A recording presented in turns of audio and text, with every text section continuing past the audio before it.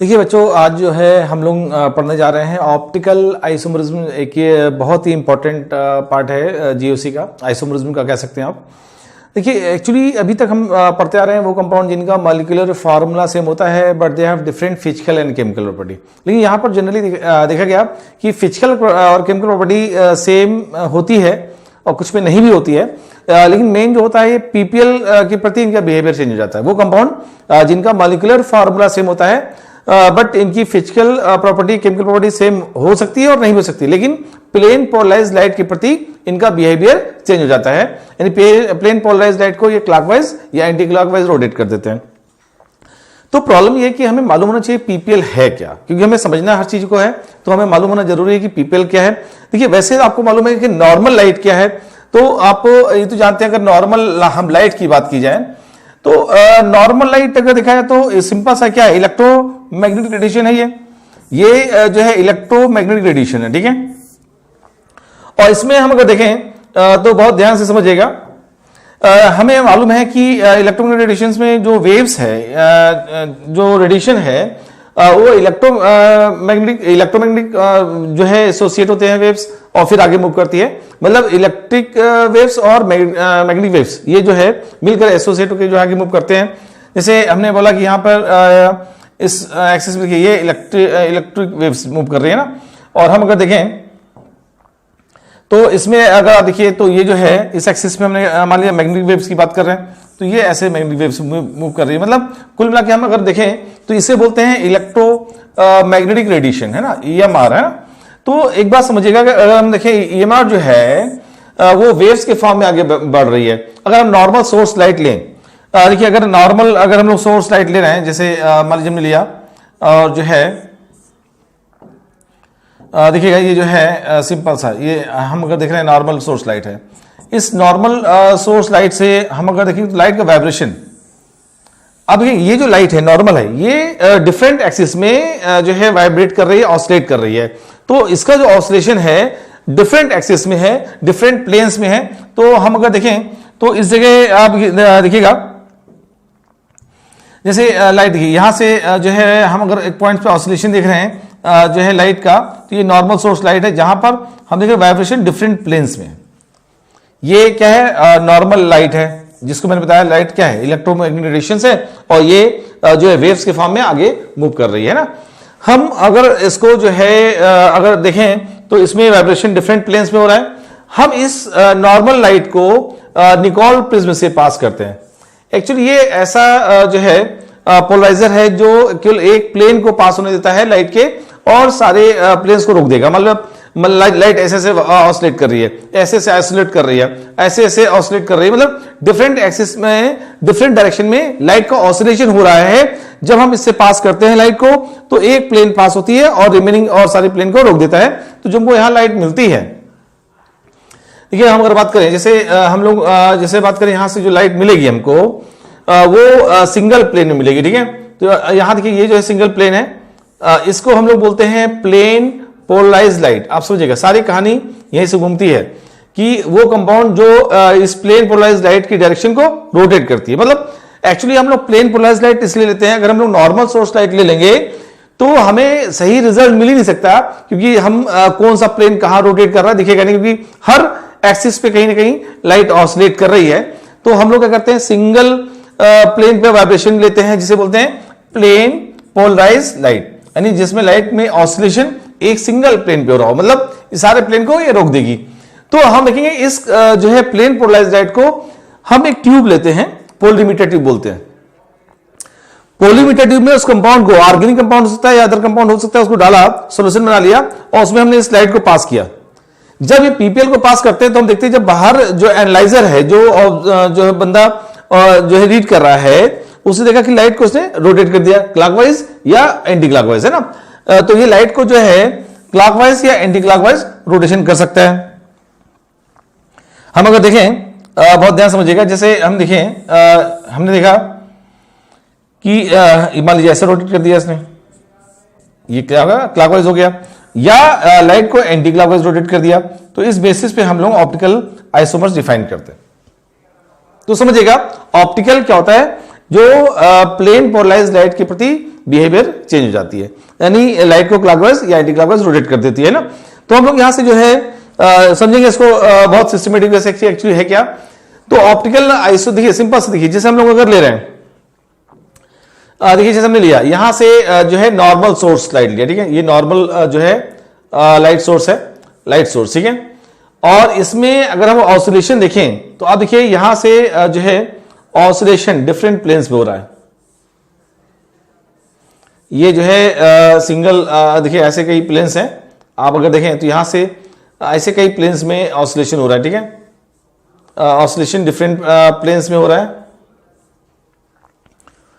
ये जो है ऑसिलेशन दिख रहे हैं आप, तो डिफरेंट प्लेन्स में लाइट का ऑसिलेशन हो रहा है। हम यहाँ पोलराइजिंग फिल्टर लगा दिया। पोलराइजिंग फिल्टर में मैंने जैसे बात की निकोल प्रिज्म में लगाया, तो पोलराइजिंग फिल्टर लगाया तो उससे हमने देखा कि सारे प्लेन को उसने रोक दिया, केवल एक प्लेन, देखिए केवल एक सिंगल जो है प्लेन ऑसिलेट कर रहा है, देख रहे हैं, एक केवल सिंगल देख रहे हैं, एक प्लेन पे ऑसिलेट कर रहा है, यानी इसका वाइब्रेशन ऐसे ऐसे देख रहे हैं, एक सिंगल जो है प्लेन पे ऑसिलेशन हो रहा है। तो ये आपका जो है लाइट जो मेरे को मिलेगी इसे बोलेंगे प्लेन पोलराइज्ड लाइट। ये जो है ना, ये जो लाइट मिल रही है देखिए सिंगल प्लेन में ऑसिलेट कर रही है, इसे हम बोलते हैं प्लेन पोलराइज्ड लाइट, ठीक है, सिंगल प्लेन में प्लेन पोलराइज्ड लाइट है, इन ओनली वन प्लेन है।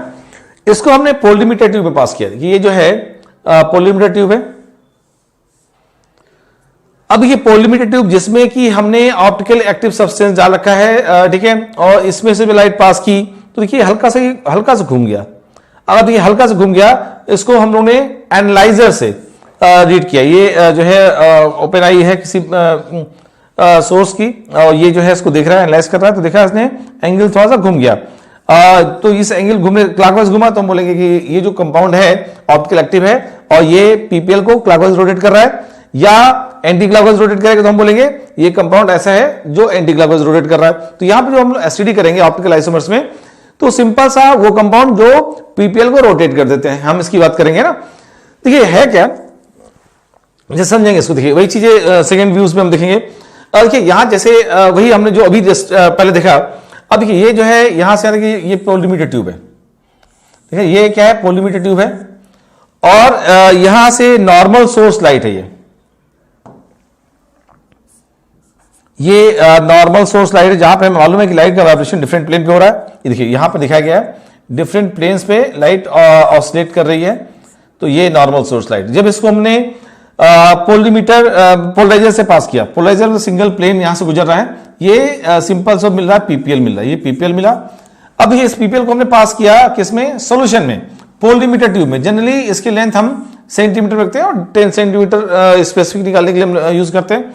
तो पोलरीमीटर ट्यूब में पास किया, इसमें कंपाउंड मान लीजिए ए है जो लाइट को क्लॉकवाइज रोटेट कर रहा है, या इसी का दूसरा व्यू है बी है जो लाइट को एंटी क्लॉकवाइज रोटेट कर रहा है, या इसी का तीसरा भी हो सकता है जो लाइट को रोटेट ही नहीं करे। तीन कंडीशन आ सकती है।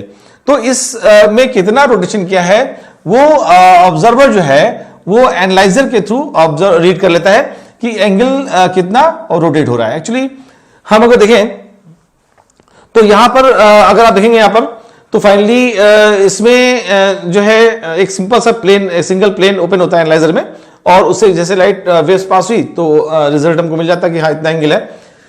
तो देखिए यहां हम अगर देखें, बहुत ध्यान समझिएगा, इसको हम फिर से बहुत ही आराम से समझने की कोशिश करेंगे। जैसे हम लोग देख रहे हैं, देखिए जो व्यूज है, अब हम ऑप्टिकल की बात फिर से देखेंगे। जैसे हमने एक नॉर्मल सोर्स लाइट लिया, ठीक है, ये नॉर्मल बल्ब है, और यहां से हम देखेंगे जो लाइट हमें निकल रही है वो नॉर्मल लाइट है ना, नॉर्मल लाइट, जिसमें आप देख रहे हैं वाइब्रेशन क्या है, डिफरेंट प्लेन्स में है। तो ये डिफरेंट प्लेन्स में वाइब्रेशंस है ना। अगर आप देखें तो इसको हमने जो है निकोल प्रिज्म पास किया, और जब हमको ये लाइट मिला तो ये सिंगल प्लेन मिल रहा है ना, ये सिंगल प्लेन है जिसको बोलते हैं प्लेन पोलराइज्ड लाइट। यहां पर लाइट सिंगल प्लेन में ऑसिलेट कर रही है, समझिएगा बच्चों।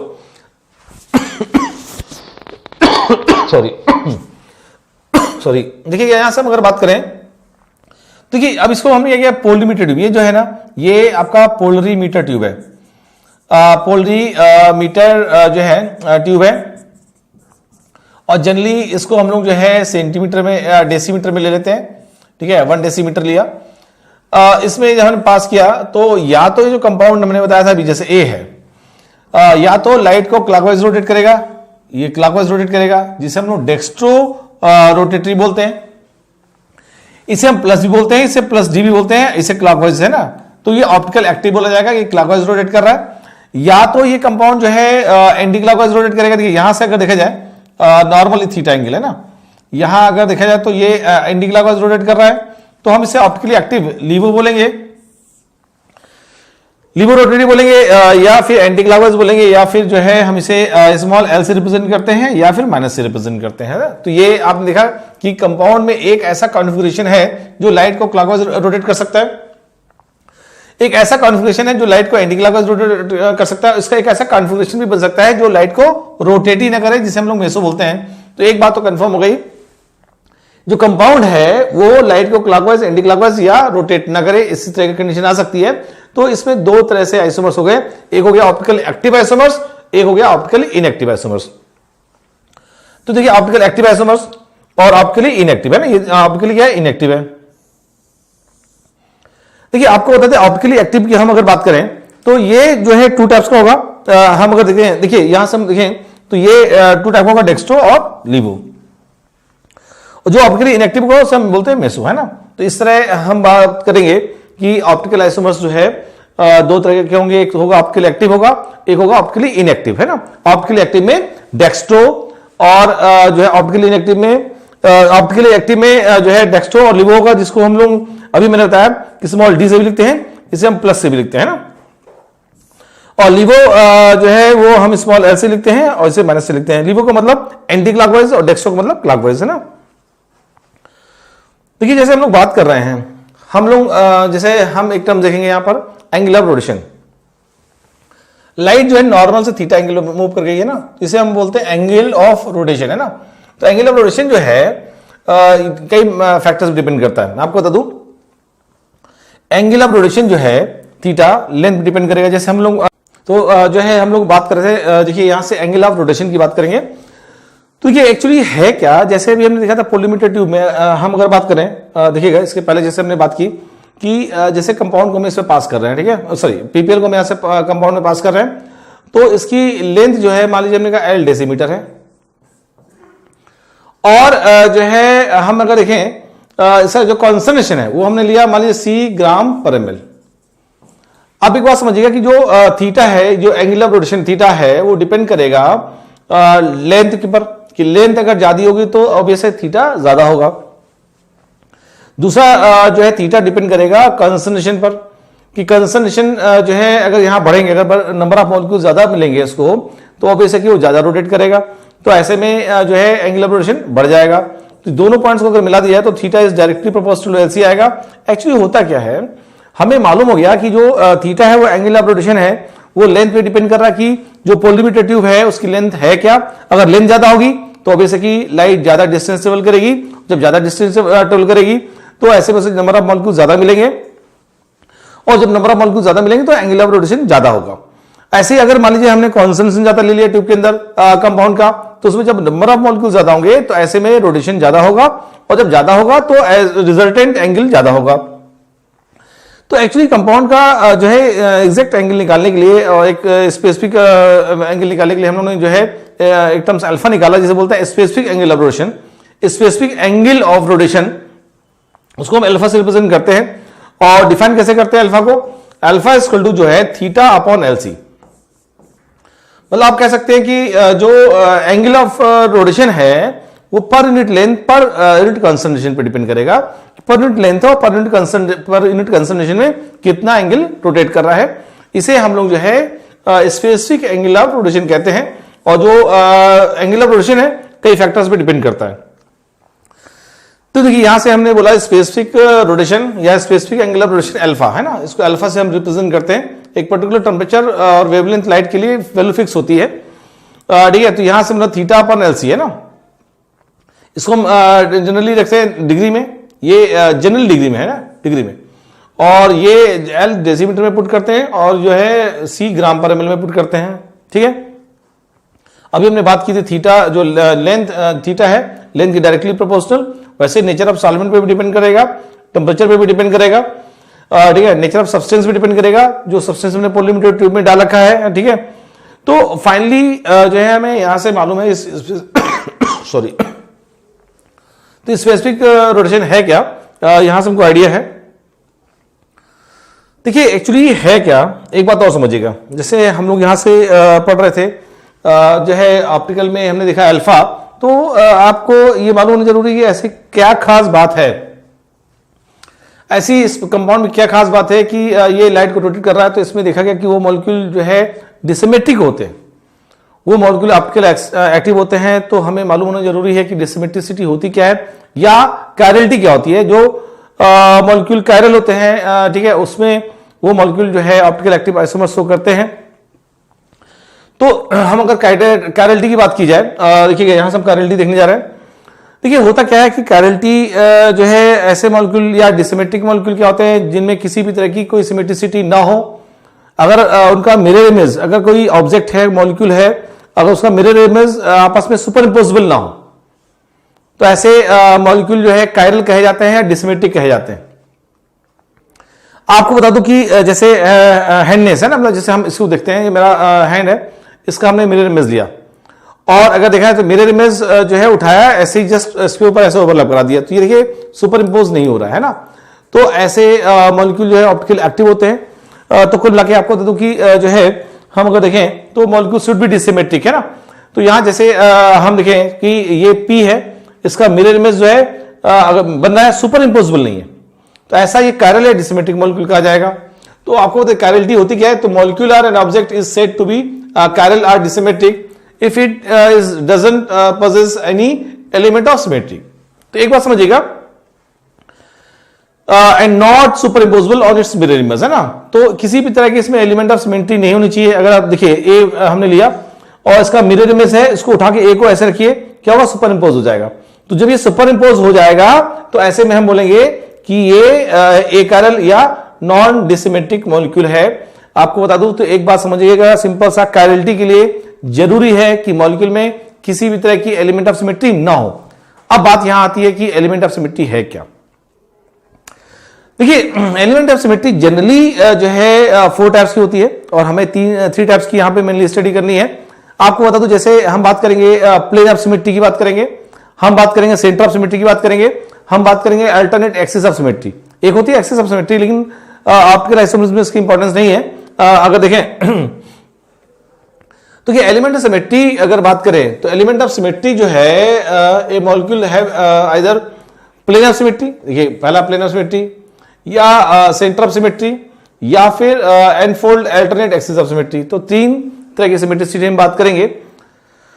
जैसे हम देखें जैसे प्लेन ऑफ सिमेट्री की हम अगर बात कर रहे हैं, देखिए अगर मॉलिक्यूल को इक्वल हाफ में कट किया जाए और अगर दोनों पार्ट आपस में एक दूसरे के लिए मिरर इमेज हो या सुपर इम्पोज हो रहे हैं या सेम है तो हम बोलेंगे इसमें जो है प्लेन ऑफ सिमेट्री एग्जिस्ट कर रही है। तो प्लेन ऑफ सिमेट्री में क्या है कि 2 इक्वल पार्ट आपस में क्या हो, मिरर इमेज होते हैं, तो प्लेन ऑफ सिमेट्री एग्जिस्ट करती है। जैसे हम अगर देखें तो प्लेन ऑफ सिमेट्री की हम बात करेंगे, ठीक है, object is super imposable on its mirror image है, it can not rotate PPL hence optically inactive है ना। तो अगर ये जो है अगर हम देखें मिरर में सिंपल से देखिए, यहां हम अगर बात करें तो जैसे हमने लिया, या कह सकते हैं कि 2 इक्वल हाफ्स, सो दैट जो if an object can be cut exactly into 2 equal halves है ना, so that half of its becomes mirror image. देखिए हम अदर हाफ, ठीक है, it has plane of symmetry. मतलब कुल मिला के हम अगर देखें कि इक्वल हाफ पार्ट में डिवाइड कर रहे हैं और दोनों पार्ट एक दूसरे के मिरर इमेज हैं, तो हम इसे बोलते हैं इसमें प्लेन ऑफ सिमेट्री एग्जिस्ट कर रही है। देखिए यहां से अगर देखा जाए तो पी को देखिए, यहां नॉन सुपर इम्पोजिबल है, यहां मिरर इमेज सुपर इम्पोजिबल है ना। हम अगर हैंड को देखें, देखिए इसको अब देखिए इसको 2 इक्वल हाफ पार्ट में डिवाइड करिए, ये सिमेट्रिकल नहीं है। देखिए अगर ऑप्टिकल एक्टिव की बात कर रहे हैं तो किसी भी तरह की सिमेट्रिसिटी नहीं होनी चाहिए।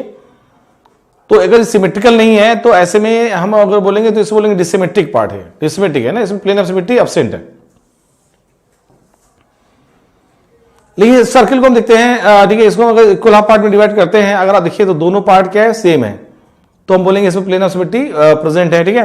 तो अगर किसी मॉलिक्यूल को या किसी ऑब्जेक्ट को इक्वल हाफ पार्ट में डिवाइड करते हैं और दोनों पार्ट एक दूसरे के लिए मिरर इमेज होते हैं, तो ऐसे में बोलते हैं कि मॉलिक्यूल में प्लेन ऑफ सिमेट्री एग्जिस्ट कर रही है, यानी मॉलिक्यूल डिसिमेट्रिक नहीं है ना। और अगर जो है दोनों मिरर इमेज नहीं तो बोलेंगे सिमेट्रिसिटी यहां एग्जिस्ट नहीं कर रही है, यानी प्लेन ऑफ सिमेट्री नहीं है। जैसे आपको बता दूं प्लेन ऑफ सिमेट्री कई तरह से होती है। यहां से जैसे हम अगर बात करें प्लेन ऑफ सिमेट्री को हम लोग जनरली देखेंगे हॉरिजॉन्टल प्लेन ऑफ सिमेट्री, हम यहां बात करेंगे वर्टिकल प्लेन ऑफ सिमेट्री, हम बात करेंगे डायगोनली प्लेन ऑफ सिमेट्री। ठीक है, वैसे हम लोग एक और यूज करते हैं स्लाइस प्लेन ऑफ सिमेट्री ना, स्लाइस प्लेन ऑफ सिमेट्री। ठीक है, तो हम देखें डायगोनल है ना, और यहां स्लाइस प्लेन ऑफ सिमेट्री। ठीक है, तो ये जनरली हम देखेंगे कि प्लेन ऑफ सिमेट्री भी तीन तरह से या चार तरह से होती है। किसी भी तरह की प्लेन ऑफ सिमेट्री हो जाए, मॉलिक्यूल डिसिमेट्रिक जो है नहीं होगा, सिमेट्रिक हो जाएगा और ऑप्टिकल एक्टिव नहीं हो सकता। ठीक है, जैसे आप देखिए मेरे पास ये एक मॉलिक्यूल दिया है, अगर हम इसको इक्वल हाफ पार्ट में डिवाइड कर रहे हैं, देखिए जैसे हमने यहां पर इक्वल हाफ पार्ट में डिवाइड कर दिया, तो ये आपका इक्वल, देखिए दोनों पार्ट क्या है, एक दूसरे के लिए मिरर इमेज है कि नहीं, तो इसे हम बोलेंगे हॉरिजॉन्टल, है ना, हॉरिजॉन्टल पीओएस यानी प्लेन ऑफ सिमेट्री। अब देखिए जैसे आप देखिए यहां से हमने लिया ब्यूटीन लिया, हमने ब्यूटीन में सिस फॉर्म ले लिया और इसको हमने वर्टिकली डिवाइड कर दिया दो पार्ट। देखिए वर्टिकल डिवाइड किया, वैसे हम अगर हॉरिजॉन्टल करेंगे, अगर हम हॉरिजॉन्टल करेंगे देखिए तो ऊपर नीचे दोनों आपस में मिरर इमेज नहीं है, तो हम इसे ये नहीं बोलेंगे हॉरिजॉन्टल प्लेन ऑफ सिमेट्री नहीं बोलेंगे। यहां अगर आप देखें इसको हमने वर्टिकल पार्ट में डिवाइड कर दिया ना, वर्टिकल में देखिए, तो वर्टिकल में अगर डिवाइड किया तो ऐसे में आप देखिए ये दोनों पार्ट एक दूसरे के लिए मिरर इमेज है। भाई मिरर इमेज क्या है, जैसे आप देखिए यहां से अगर देखा जाए, गौर देखिएगा, जैसे ग्रुप है सीएससी है ना, यहां से इंटर पॉइंट से जितनी डिस्टेंस पे है सीएससी, उसी जगह दूसरी डिस्टेंस पे सेम ग्रुप मिलेगा। यहां सी है तो देखिए सी है, ये सेम डिस्टेंस पे सी से इधर जितने जा रहे हैं उतने इधर है, तो मिरर इमेज हो गई नहीं हो गई। ये एच है, ये एच है, अगर देखें तो यहां से जितनी दूर पे ये एच है उतनी दूर पे ये एच है, मतलब अगर देखा जाए तो दोनों पार्ट क्या सिमेट्रिकल है। अगर बीच में मिरर लगा दें जो है वर्टिकली, तो दोनों पार्ट एक दूसरे के लिए मिरर इमेज की तरह काम करेंगे। मिरर इमेज तो समझते हैं आप लोग, तो जब मिरर इमेज की तरह का काम कर रहे हैं तो हम इसे जो है बोलेंगे कि ये सिंपल सा वर्टिकल प्लेन ऑफ सिमेट्री है, मतलब वर्टिकल लाइन के रिस्पेक्ट में ये जा रहा है, तो vertical plane of symmetry, vertical plane of symmetry है ना। और यहां पे क्या है, हॉरिजॉन्टल प्लेन ऑफ सिमेट्री हो गई। अब देखिए जैसे हम लोग अगर बात करें CH4 को लिया, तो CH4 देखिए ये भी आपका क्या है, एक वर्टिकल है ना, ये वर्टिकल अगर हम देखें तो यहां से ये दोनों CH और CH एक प्लेन पे ले लिया हमने, तो ये H जो है प्लेन के बाहर निकल गया और ये H प्लेन के पीछे चला गया ना, बोर्ड के पीछे मान लीजिए जो है आपका H चला गया, दूसरा H प्लेन के ऊपर आ गया है ना। तो ये आपका देखेंगे तो दोनों पार्ट क्या एक दूसरे के मिरर में, जितनी डिस्टेंस पीछे H ये है उतनी जो है इधर साइड में H है। ठीक है, अगर हम देखें देखिएगा बहुत ध्यान से, देखिए जैसे हम लोग अगर बात करें तो यहां से जैसे प्लेन ऑफ सिमेट्री देखा हमने वर्टिकल प्लेन ऑफ सिमेट्री, और ये अगर हम ट्रांसफॉर्म लेते हैं ब्यूटीन में हमने ट्रांसफॉर्म ले लिया, देखिए इसको दो तरह से रिप्रेजेंट कर सकते हैं, जैसे CH3 है और CH3 है। ये अगर हम लोग ने जो है डायगोनली हमने प्लेन लगा दिया, मिरर लगा दिया डायगोनली, तो अगर आप देखिए डायगोनल लगाएंगे जितनी डिस्टेंस पे इधर जा रहा है उतनी डिस्टेंस पे ये CH3 जा रहा है, तो ये दोनों क्या कहा जाएगा कि सिंपल सा diagonally plane of symmetry, diagonally plane of symmetry कहा जाएगा, है ना। और इसके अलावा हम लोग आपको बता दें, इसको चाहे तो आप अलग से ले लीजिए, जैसे हमने लिया C है, डबल बॉन्ड C है, C है, डबल बॉन्ड C है, यहां से जो है आपने H लिया और ये Me है, ये H है और ये Me। हम लोग जो है डायगोनली देखिए इसको डायगोनली यहां से डिवाइड कर प्लेन ड्रॉ करते हैं, तो ये जैसे डायगोनली हमने प्लेन लिया है ना, ये सिंपल सा डायगोनल पे जा रहा है, तो देखिए अगर इस जगह से जितनी दूर ये मिथाइल है उतनी दूर ये मिथाइल है, तो यहां क्या है, आप बोलेंगे डायगोनल प्लेन ऑफ सिमेट्री है ना, तो इसमें सिमेट्रिसिटी जैसे भी हो, यहां पर वर्टिकल आप नहीं कर सकते, हॉरिजॉन्टल आप नहीं कर सकते, तो यहां पर ना हॉरिजॉन्टल है ना वर्टिकल प्लेन ऑफ सिमेट्री है, यहां क्या है डायगोनल प्लेन ऑफ सिमेट्री है। तो प्लेन ऑफ सिमेट्री कई तरह से हो सकती है और किसी भी तरह प्लेन ऑफ सिमेट्री हो मॉलिक्यूल जो है सिमेट्रिकल हो ही जाएगा, है ना। अब देखिए जैसे हमने बोला स्लाइस, तो ये प्लेन ऑफ सिमेट्री यहां भी एग्जिस्ट कर रही है। एक्चुअली देखा जाए तो इस पे इस कार्बन पे sp2 हाइब्रिडाइज है, ये sp2 हाइब्रिडाइज है, तो देखा जाता है ये सारे बॉन्ड, ये बॉन्ड, ये बॉन्ड है, ये बॉन्ड है, ये बॉन्ड है, ये सारे प्लेन पे लाई कर रहे हैं। अगर ये जैसे आप CSC मॉलिक्यूल को या हाइड्रोजन को एक स्फेरिकल पार्ट में ले लें H को, तो अगर बीच से हम स्लाइस की तरह कट करें तो आप देखिए जितना पार्ट इधर होगा उतना पार्ट आगे होगा, है ना। इसको अगर स्फेरिकल बॉल की तरह या एक एप्पल की तरह या हम लोग ले लें, इसको भी एप्पल की तरह ले लें और यहां से स्लाइस की तरह कट करते हैं, स्लाइस की तरह, तो जितना पार्ट उधर होगा उतने पार्ट इधर होगा, है ना। तो पूरा पूरा मॉलिक्यूल क्या है, एक प्लेन पे आ गया। तो हम इसे जो है अगर देखें, इसे बोलते हैं स्लाइस प्लेन ऑफ सिमेट्री, ठीक है, स्लाइस प्लेन ऑफ सिमेट्री। तो मतलब कुल मिला के पूरा पूरा मॉलिक्यूल प्लेन पे है तो प्लेन ऑफ सिमेट्रिकल हो गया। तो आप देख रहे हैं कि ये जो मॉलिक्यूल है ये सारे ही कहीं ना कहीं से प्लेन ऑफ सिमेट्रिकल हैं, ठीक है। तो ये सारे ही आपके जो है सिमेट्रिकल मॉलिक्यूल कहे जाएंगे। हम बात करने जा रहे हैं यहां पर सेंटर ऑफ सिमेट्री की बात करेंगे। देखिए सेंटर ऑफ सिमेट्री होती क्या है, देखिए सेंटर ऑफ सिमेट्री की बात की जाए तो हम लोग जैसे कोई मॉलिक्यूल है और उसके मॉलिक्यूल का सेंटर पॉइंट की जहां से जो है सारे एटम्स या group of atoms same distance पे लगभग दिख रहे हो तो वहां सेंटर पॉइंट चूज करते हैं और सेंटर पॉइंट से जो है हम अगर लाइन ड्रा करते हैं ग्रुप की तरफ, ठीक है, ऐसे देखिए, तो सेंटर पॉइंट को एज ए मिरर मान लें तो जितना डिस्टेंस देखिए यहां हमने लिया उतना का डिस्टेंस इससे कैसे हम ऐसे लेते हैं सॉरी तो देखिए यहां इस सेंटर पॉइंट्स के इस साइड जितनी डिस्टेंस ले रहे हैं उतनी जो है इस साइड आ रहा है। तो ये जो है अगर देखा जाए तो डिस्टेंस सेम ऐसे सभी के लिए, ऐसे बी लिया हमने, यहां बी ले लिया, ये अगर हम लेते हैं जितनी डिस्टेंस पे हम बी ले रहे हैं उतनी डिस्टेंस पे ये भी मिल रहा हमको। तो अगर देखा जाए तो अगर हम सेंटर पॉइंट से जाते हैं दोनों साइड में तो सेम डिस्टेंस पे सेम ग्रुप मिलता है, तो हम बोलते हैं यहां पर सेंटर ऑफ सिमेट्री एग्जिस्ट कर रही है।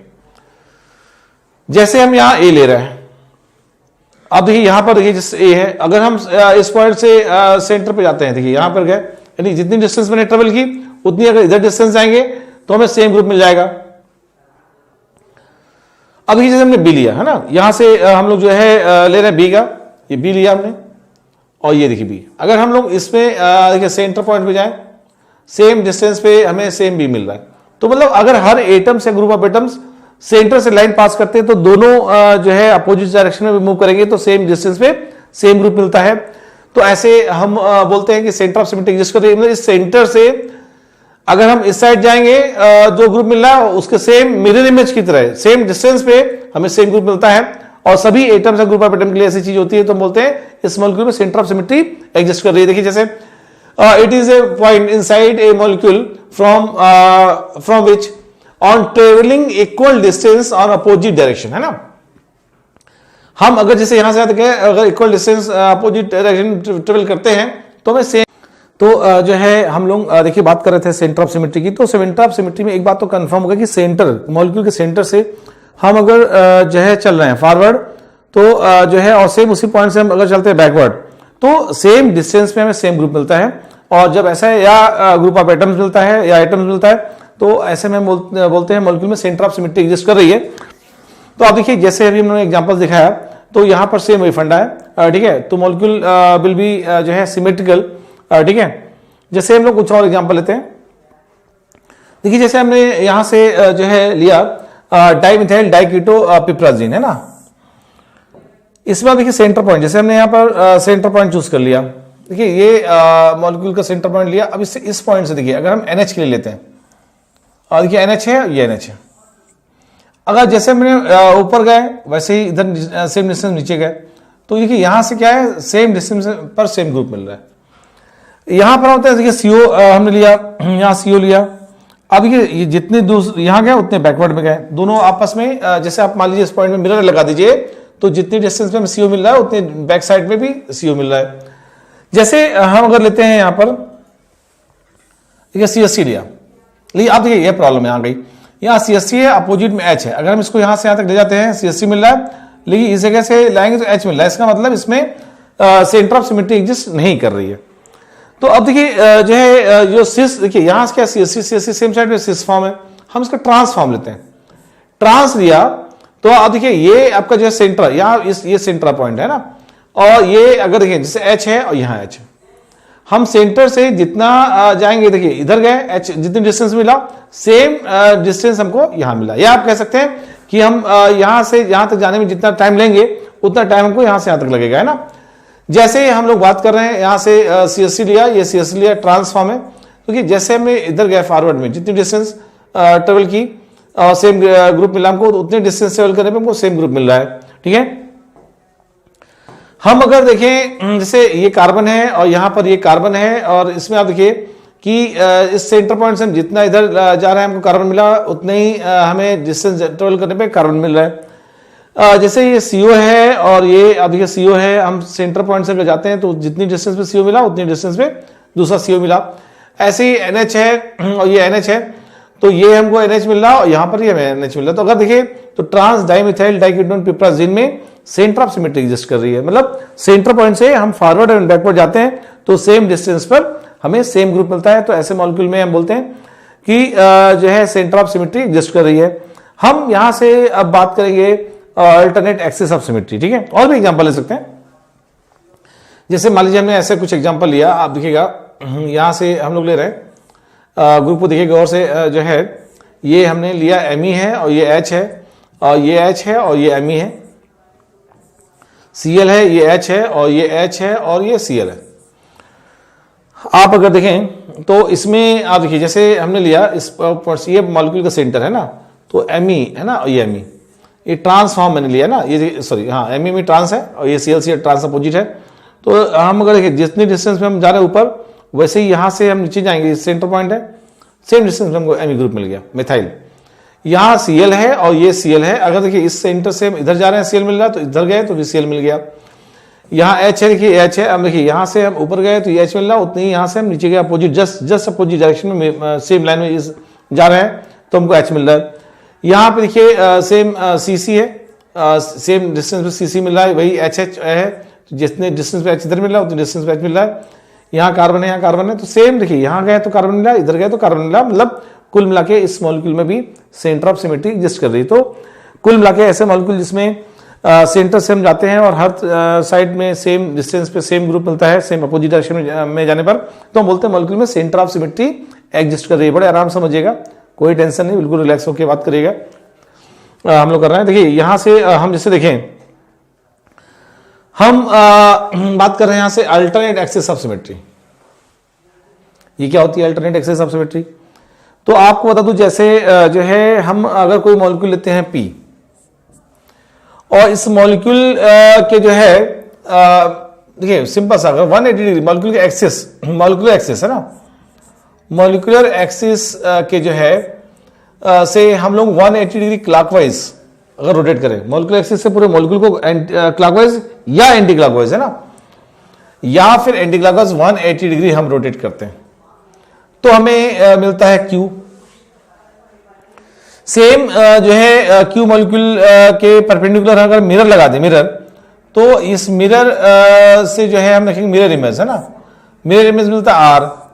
अगर ये P और R सेम होगा तो हम बोलेंगे इस मॉलिक्यूल में alternate axis of symmetry exist कर रही है, अदरवाइज एग्जिस्ट नहीं कर रही है अल्टरनेट एक्सिस ऑफ सिमेट्री, ठीक है। और एक साथ कई सिमेट्रिसिटी एग्जिस्ट कर सकती है, ध्यान रखिएगा, चाहे वो सेंटर ऑफ सिमेट्री हो, चाहे प्लेन ऑफ सिमेट्री हो, चाहे जो है आप देखेंगे एक्सिस ऑफ सिमेट्री हो, तो ऐसे कई जो है सिमेट्रिसिटी एक साथ एग्जिस्ट कर जाती हैं। अगर आप देखिए इस मॉलिक्यूल को गौर से, जैसे इस मॉलिक्यूल का जो है सेंटर ही है, ठीक है, मॉलिक्यूलर एक्सिस, अगर देखिए यहाँ एक्सिस ले लिया हमने, ऐसे प्लेन के अंदर बाहर आप ले लीजिए कि जो है प्लेन से के अंदर होते हुए है ना, ये लाइन जा रही है, ये प्लेन जो है एक्सिस है, मॉलिक्यूलर एक्सिस है, जहां से सिमेट्रिकल मॉलिक्यूल होगा, मतलब मैक्सिमम आइटम्स सेम पाए जाएंगे। अब ये यहां से अगर आप देखें तो इसको इसके एक्सिस के अराउंड हम लोग 180 डिग्री की क्लॉकवाइज रोटेट करें। अगर हम 180 डिग्री क्लॉकवाइज रोटेट करेंगे तो आप देखेंगे ये कॉर्नर और ये कॉर्नर आपस में एक्सचेंज हो जाएगा, ये यहां पे चला जाएगा और ये कॉर्नर घूम के यहां आ जाएगा।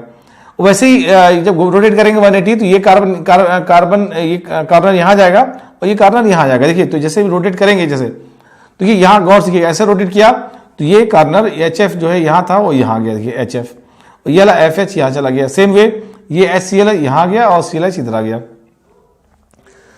अब देखिए ये जो मोलिकुलर एक्सिस है समझिएगा, इस एक्सिस के मोलिकुलर एक्सिस परपेंडिकुलर हमने ऐसे मिरर लगा दिया। देखिए मिरर लगाया तो ये हमको मिरर इमेज मिल रही है। मान लीजिए P है, ये मान लिया Q है, और ये अगर माना मैंने R है ना, तो आप देखिए कि P और R दोनों सेम है कि नहीं। अगर P और R सेम है तो हम बोलेंगे इसमें जो है alternate axis of symmetry exist कर रही। तो आप देखिए दिख रहा है दोनों बोथ आर सेम है ना, P and R both are same. तो हम बोलेंगे कि इस मॉलिक्यूल में जो है alternate axis of symmetry exist कर रही है। तो ये मॉलिक्यूल सिमेट्रिकल है, डिसिमेट्रिक नहीं है, तो कभी भी ऑप्टिकल एक्टिव नहीं हो सकता। तो ऑप्टिकल एक्टिव होने के लिए मैं आपको बता दूं कि कायरलिटी होनी जरूरी है, नहीं मॉलिक्यूल का डिसिमेट्रिक होना जरूरी है। तो डिसिमेट्रिक में तीन चीजें आपने देखी, प्लेन ऑफ सिमेट्री, आपने देखा सेंटर ऑफ सिमेट्री, और उसके बाद आपने देखा अल्टरनेट एक्सिस ऑफ सिमेट्री। तो ये अगर कोई भी किसी भी तरह की सिमेट्रिसिटी आती है तो मॉलिक्यूल डिसिमेट्रिक नहीं हो सकता, और डिसिमेट्रिक नहीं होगा तो ऑप्टिकल एक्टिव नहीं हो सकता। कभी भी प्लेन पोलराइज्ड लाइट को वो रोटेट नहीं कर पाएगा, है ना। तो पहली इंपॉर्टेंट और नेसेसरी कंडीशन जो है वो ये है कि मॉलिक्यूल शुड बी डिसिमेट्रिक। डिसिमेट्रिक का मतलब समझा के आप लोगों को कुछ टर्म्स और देखेंगे जो बहुत यूज होने वाले हैं ऑप्टिकल आइसोमरिज्म में। देखिए जैसे हम अगर बात करें कुछ टर्म्स है बहुत ज्यादा हम लोग यूज करेंगे, जो हम अब देखेंगे। जैसे सिमेट्रिक एक टर्म्स है, सिमेट्रिक, एसिमेट्रिक और डिसिमेट्रिक। ये तो हम अभी बात करते चले आ रहे हैं कि मॉलिक्यूल जो है तीन तरह से हो सकते हैं, सिमेट्रिक हो सकता है, एसिमेट्रिक हो सकता है और डिसिमेट्रिक हो सकता है। सिमेट्रिक का मतलब समझ रहे हैं कि उसमें मॉलिक्यूल में किसी भी तरह की जो है सिमेट्रिसिटी एग्जिस्ट कर रही हो, चाहे वो प्लेन ऑफ सिमेट्री हो, चाहे सेंटर ऑफ सिमेट्री हो, चाहे अल्टरनेट एक्सिस ऑफ सिमेट्री हो। अगर कोई भी सिमेट्रिसिटी एग्जिस्ट कर रही है तो ऐसे में हम बोलेंगे मॉलिक्यूल क्या है, सिमेट्रिकल है, और जो है सिमेट्रिक एग्जिस्ट कर रही है ना, सिमेट्रिक मॉलिक्यूल कहा जाएगा ना। तो सिमेट्रिक मॉलिक्यूल सिंपल से it's any symmetric is present in the molecule, then the molecule will be symmetric molecule कहा जाएगा, ठीक है। यानी ये ऑप्टिकल एक्टिव कभी भी नहीं हो सकता, ठीक है। अब डिसिमेट्रिक मॉलिक्यूल की बात की जाएगी तो जो है ऐसा ऑब्जेक्ट या ऐसा मॉलिक्यूल जिसमें जो है तीनों टाइप की जो आपने पढ़ा था सिमेट्रिसिटी एग्जिस्ट नहीं कर रही हो, चाहे वो प्लेन ऑफ सिमेट्री हो, चाहे सेंटर ऑफ सिमेट्री हो, चाहे अल्टरनेट एक्सिस ऑफ सिमेट्री हो, तो ऐसा मॉलिक्यूल डिसिमेट्रिक मॉलिक्यूल कहा जाता है ना। Molecule will be dissymmetric molecule if it has no plane of symmetry, no centre of symmetry and no alternate axis of symmetry, alternate axis of symmetry ना। तो अगर ये सिमेट्रिसिटी नहीं है तो मॉलिक्यूल विल बी डिसिमेट्रिक। अच्छा देखिए दूसरी बात है कि हम बात करेंगे जैसे एसिमेट्रिक मॉलिक्यूल है ना, तो ऐसा मॉलिक्यूल जो डिसिमेट्रिक हो लेकिन उसके पास जो है एक एसिमेट्रिक कार्बन हो, तो एसिमेट्रिक या कायरल कार्बन हो, है ना, तो ऐसा मॉलिक्यूल जो है एसिमेट्रिक मॉलिक्यूल कहा जाता है। जैसे देखिए ऑल डिसिमेट्रिक मॉलिक्यूल है ना, having at least one asymmetric carbon is known as asymmetric molecule, है ना। अब एसिमेट्रिक कार्बन क्या होता है तो ऐसे समझिएगा, या कायरल कार्बन क्या होता है, तो ऐसा कार्बन जिसमें चारों ग्रुप्स डिफरेंट लगे हो। मैं अभी बताऊंगा, अभी डिटेल में एक्सप्लेन करूंगा। तो एसिमेट्रिक मॉलिक्यूल क्या है, जिसमें डिसिमेट्रिक मॉलिक्यूल जिसमें at least one asymmetric carbon is present या एसिमेट्रिक एटम इज प्रेजेंट, है ना। अब देखिए जैसे हम इनको समझाएंगे एग्जांपल से। देखिएगा यहां से जैसे मेरे पास एक मॉलिक्यूल दिख रहा है ना, आप इसको देखिए यहां से ये कार्बन एसिमेट्रिक है क्योंकि यहां H, OH, COH और ये ग्रुप अलग अलग है ना। ये क्या है आपका एसिमेट्रिक कार्बन एटम है, एसिमेट्रिक कार्बन एटम। इसमें अगर देखें तो कोई भी सिमेट्रिसिटी एग्जिस्ट नहीं कर रही, प्लेन ऑफ सिमेट्री एग्जिस्ट नहीं कर रही। अगर आप दो पार्ट में डिवाइड करिए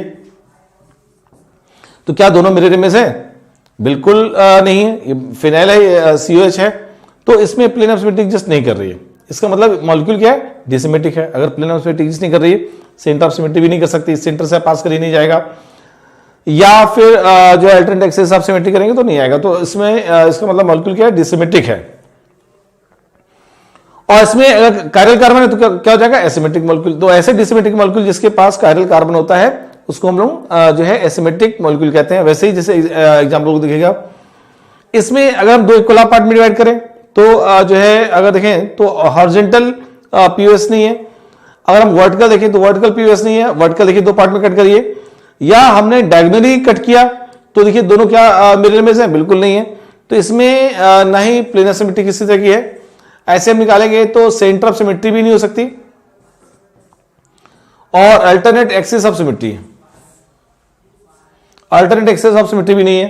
तो आपको बता दूं कि जब इसमें सिमेट्रिसिटी नहीं तो मॉलिक्यूल क्या हो गया, जो है डिसिमेट्रिक है ना। तो नो प्लेन ऑफ सिमेट्री ना अदर सिमेट्रिसिटी होने का मतलब नहीं है इसमें। तो इसका मतलब मॉलिक्यूल क्या है, डिसिमेट्रिक मॉलिक्यूल है। और इसमें एक कायरल कार्बन, देखिए ये कार्बन कायरल है, OH, H, COH, CHO and CH3, चार ग्रुप डिफरेंट है। तो ये एसिमेट्रिक मॉलिक्यूल कहा जाएगा। तो हमें मालूम होना जरूरी है कि डिसिमेट्रिक मॉलिक्यूल क्या होता है, एसिमेट्रिक मॉलिक्यूल क्या होता है। एक बात तो कंफर्म है कि जो एसिमेट्रिक मॉलिक्यूल होंगे वो सारे डिसिमेट्रिक होंगे, लेकिन सारे डिसिमेट्रिक एसिमेट्रिक नहीं हो सकते। क्लियर है।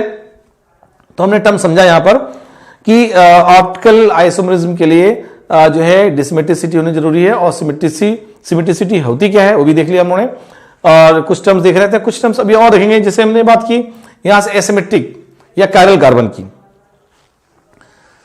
ये कायरल है ना, या एसिमेट्रिक कार्बन एटम, या इसको बोलते हैं स्टीरियोजेनिक सेंटर, क्योंकि इसी सेंटर की वजह से स्टीरियो बनता है, स्टीरियो क्रिएट होता है, इसलिए हम इसे स्टीरियोजेनिक सेंटर भी कहते हैं। देखिए आपको बता दूं, वैसे हमने यहां जो बोला है chiral carbon atom, chiral carbon की जगह आप कार्बन ना बोल के कायरल एटम भी बोल सकते हैं, क्योंकि जरूरी नहीं कार्बन हो। वैसे हम ऑर्गेनिक केमिस्ट्री पढ़ रहे हैं तो 99% एप्लीकेशन हम ऑर्गेनिक कंपाउंड के देखेंगे, लेकिन ये बिल्कुल जरूरी नहीं है कि जो है कायरल कार्बन हो, कार्बन कायरल एटम हो सकता है। तो कायरल एटम की बात की जाए तो उसको भी हम देख लेंगे बाद में। तो जनरली कायरल सेम, जैसे कायरल एटम देखा जाएगा वैसे कायरल कार्बन देखा जाएगा।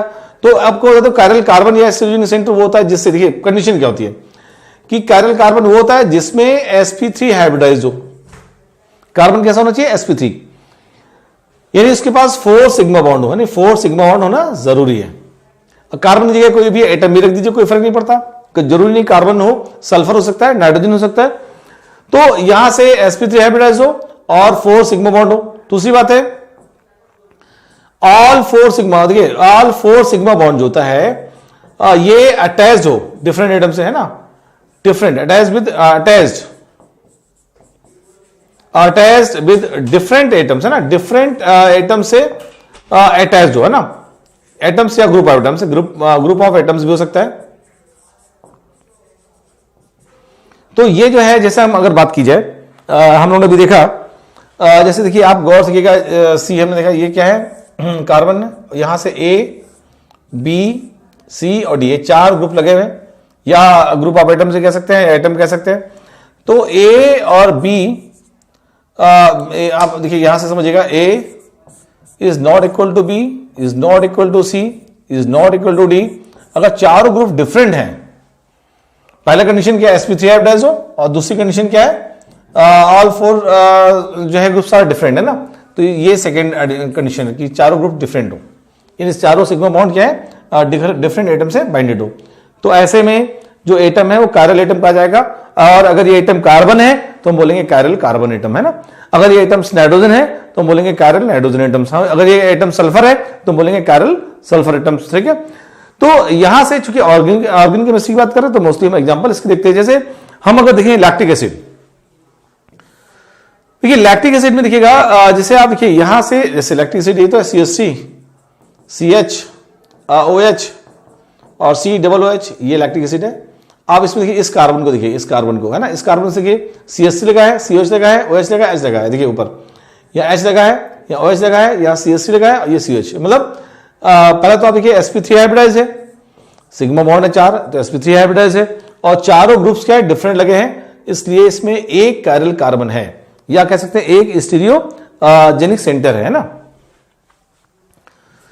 तो हम लोग अगर देखें, जो है एक बात समझिएगा, जो एटम्स लगे हैं ये डिफरेंट एटम तब भी माने जाएंगे अगर आइसोटोप्स हो। देखिए जैसे आइसोटोप्स लगे ना, isotopes of an atoms behave as a different group in a stereoisomer, है ना। तो जैसे आइसोटोप्स होंगे तो आप मत सोचिए कि एटम सेम हो गए, एटम एलिमेंट एटम सेम है लेकिन उनका न्यूक्लियस डिफरेंट है, ठीक है। तो ऐसे में हम अगर बात करें तो ये जो है डिफरेंट ग्रुप की तरह एज्यूम करेंगे ना। जैसे ये हाइड्रोजन है, ये ड्यूटेरियम है, ट्राइटियम है ना, ये तीनों को हम डिफरेंट लेके चलेंगे ना, Br अलग, इसलिए ये कायरल कार्बन एटम कहा जाएगा ना। जैसे आप देखिए यहां पे ये भी कायरल कहा जाएगा क्योंकि ये जो है H1 है, H2 है, यानी प्रोटियम है और ये ड्यूटेरियम है ना, दोनों डिफरेंट है। ठीक है, ये लैक्टिक एसिड तो नहीं है। देखिए यहाँ Cl है 35 और Cl 37 है ना। तो अगर हम देखें तो ये जो है दोनों ग्रुप क्या होंगे, ये दोनों डिफरेंट हैं। तो अगर देखा जाए तो ये प्रोटियम, ड्यूटेरियम और क्लोरीन 35, 37, तो ये भी कायरल एटम कहा जाएगा। तो ऐसे में जो है चारों ग्रुप्स अगर डिफरेंट होते हैं तो बच्चों हम इसके क्या बोलते हैं, कायरल कार्बन एटम। अगर एक कार्बन एटम से चारों ग्रुप डिफरेंट हैं या एटम्स डिफरेंट लगे हो तो ऐसे जो है एटम को हम क्या बोलते हैं, कायरल कार्बन एटम। या अगर कोई दूसरा एटम है तो हम कायरल एटम बोलते हैं उसको, है ना। जनरली हम कुछ एग्जांपल्स देंगे यहाँ पर और समझाएंगे, है ना। जैसे देखिएगा हम अगर देखें CH3 है, CH है ना। यहां हमने लिया NH2 है, CH है, Cl है, CH है और यहां से OH है। देखिएगा यहां पर CH3, मेरे पास कंपाउंड दिया हुआ है। हमें देखना है कि कितने कार्बन एटम जो है वो स्टीरियोजेनिक्स हैं या कायरल कार्बन है। आप देखिए ये एटम्स कायरल नहीं हो सकता। रीजन क्योंकि इससे 3 H सेम लगे हुए हैं। ये एटम कायरल है क्योंकि इससे ये अलग है, ये अलग है, ये NH2 अलग है और ये H जो लगा है वो अलग है। ये एटम कायरल है क्योंकि अगर देखें तो ये पूरा ग्रुप देखिए अलग है। यहां अगर देखें तो ये पूरा ग्रुप अलग है, ये Cl अलग है और यहाँ H लगा अलग है। 2 कायरल कार्बन एटम है ना। यहां देखिए तो ये CH3 बिल्कुल अलग है। यहां से अगर देखें तो ये पूरा ग्रुप यहां से यहां तक अलग है ना। और ये OH अलग है, या H अलग है, तो ये भी कायरल कार्बन एटम है। आप समझिए यहां CH3 3 H लगे हैं, सेम एटम है, तो कायरल हो नहीं सकता। ठीक है, आप एक बार समझने की कोशिश करिएगा कि कई लोग कहते हैं CH से CH लगा है, CH नहीं लगा है। CH ने पूरा ग्रुप देखा जाता है। CH से CH लगा है, CH नहीं, ये पूरा ग्रुप देखा जाता है। इस CH से इतना बड़ा वाला ग्रुप लगा है, इसलिए दोनों डिफरेंट है। ये ClH डिफरेंट है, तो चारों ग्रुप डिफरेंट हो गए। और ये sp3 हाइब्रिडाइज है कार्बन, इसलिए कायरल है। तो मतलब कुल मिला के अगर देखा जाए तो नंबर ऑफ कायरल कार्बन है ना, ये कितने होंगे, यहां पे आएंगे 3।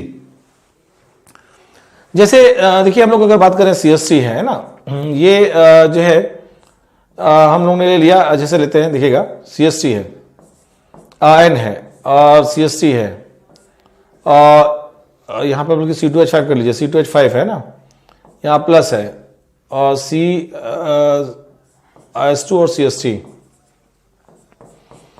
CH है, Cl है और CH है, यहाँ Br है, CH है और NH2 है और यहाँ पर हम अगर देखें CH2 है और CH3। गौर से देखिए इस कंपाउंड को। हम यहाँ पर आपको बता दूं, ऐसे एक बार ये क्वेश्चन जेई मेंस में एडवांस में उठ चुका है, मेंस में भी इससे आइडियाज उठ चुके हैं और इवन मेडिकल में भी क्वेश्चन उठ चुका है। सिंपल सा नंबर ऑफ पूछा गया था, number of chiral atoms. Number of chiral carbon नहीं बोला गया था, नंबर ऑफ कायरल एटम बोला गया था। तो एटम का मतलब उसमें कार्बन के अलावा कोई दूसरा एटम भी हो सकता है कायरल। तो आप देखिए जैसे आप देखिए गौर से यहां आएंगे तो ये कायरल नहीं हो सकता, ये कायरल नहीं हो सकता। रीजन जैसे 3 H से में या 2 H से में, यहां देखिए ये कायरल कार्बन है। क्यों? क्योंकि यहां पर ये अलग है, ये अलग है, NH2 अलग है, H लगा है, वो अलग है।